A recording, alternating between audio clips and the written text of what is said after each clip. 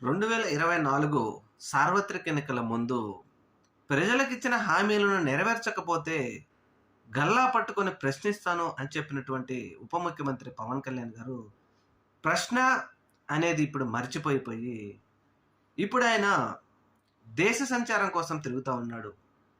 అయితే ఇక్కడ విషయం ఏంటి అంటే రాష్ట్రంలో జరుగుతున్న ఏ ఒక్క విషయం మీద కూడా పవన్ కళ్యాణ్ గారు ఆలోచన చేసే పరిస్థితి కూడా లేదు. మరి అలాంటప్పుడు ఎవరు ప్రశ్నించాలి? ప్రతిపక్ష పార్టీ ప్రశ్నిస్తా ఉంటే మీడియా మాత్రం జగన్ నీకు ప్రశ్నించే హక్కు లేదు అంటా ఉంది. మరి మీడియా ప్రజల తరపు నుండి ప్రభుత్వాన్ని ప్రశ్నించాల్సిన మీడియా మాత్రం ప్రభుత్వాన అడుగులు మడుగులొత్తుతా ఉంది. జగన్మోహన్ రెడ్డి గారు ఒక్కడే పోరాడుతూ ఉన్నాడు ప్రజల తరపున. మరి అలాంటప్పుడు జగన్మోహన్ రెడ్డి గారి తప్పు ఎలా అవుతుంది? పేపర్ వాడు చేయవలసిన పని జగన్మోహన్ రెడ్డి గారు చేస్తున్నాడు.